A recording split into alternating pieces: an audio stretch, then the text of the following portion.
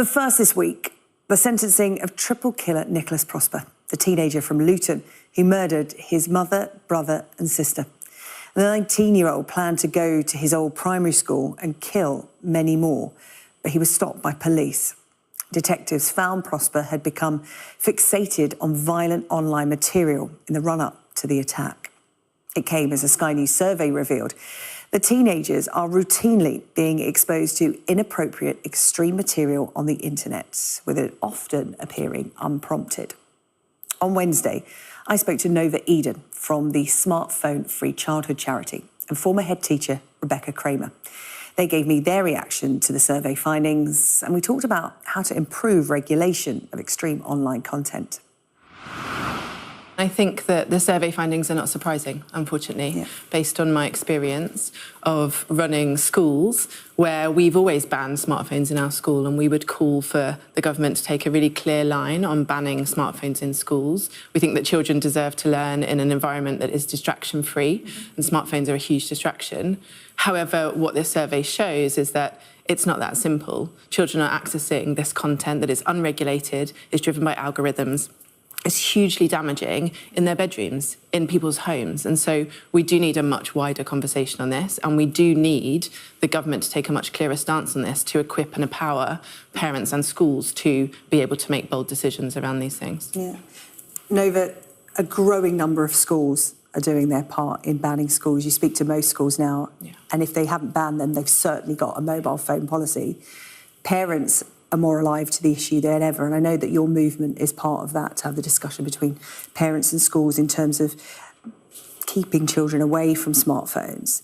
But we've been hearing a lot today. Technology companies need to do more. We know the Online Safety Act is coming in, but I heard it said earlier on this channel today that actually technology companies can do it like that. If you're streaming a sports event illegally, for example, that is taken down in moments. Yet all of this information is just swirling out there, and they keep saying it's hard to take down. I don't think people are buying that anymore, are they? Well, I think we know that tech companies have been pushing dangerous and harmful content into our children's newsfeed for many years.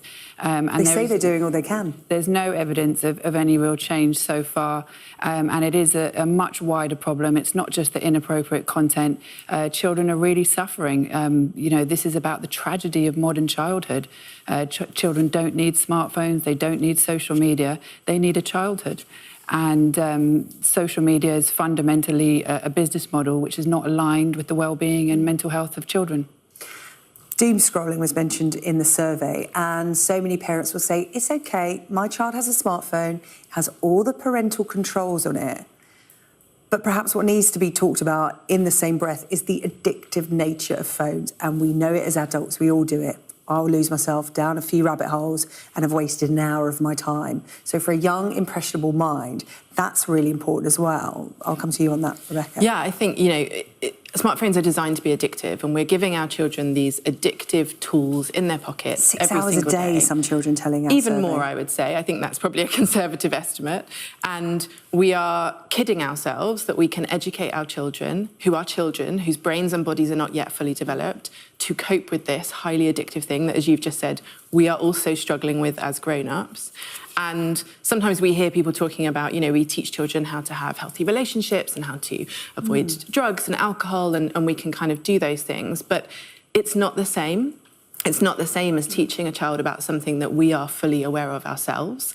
Someone said to me the other day, you know, we talk about teaching a child to cross the road and doing that safely. This is like trying to teach them to cross a motorway in the dark with fireworks in their pocket. Yeah. It's just not doable. And we need to take a much clearer stance which says smartphones have no place in childhood and no place in schools.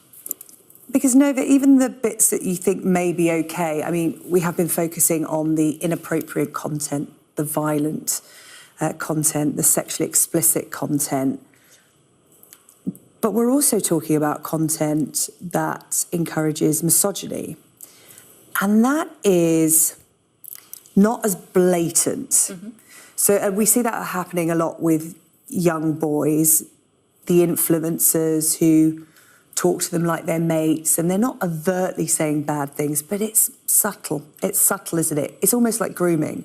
And also with young girls, the health advice, the skincare advice, the diet and body image. all of that's wrapped up in it as well. And perhaps parents aren't as alive to that as they are to the strangers getting in touch on gaming or the sexually explicit images. Absolutely, but I do think that parents are becoming much more aware now with everything that's happening.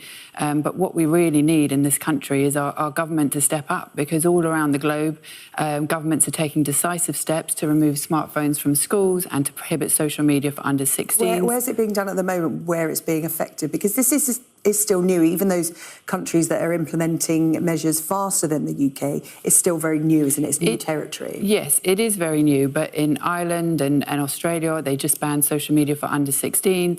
The Irish Health Minister recently said that this is a public health emergency, and I completely agree. We need our government to take decisive steps to protect children. We can't expect them to self-regulate. These devices are designed to be highly addictive. We know that there are an array of problems that are happening because of social media and smartphones, which have all been correlated to excessive screen time and excessive use. And we really need to make meaningful, accelerated change for our children and reclaim childhood.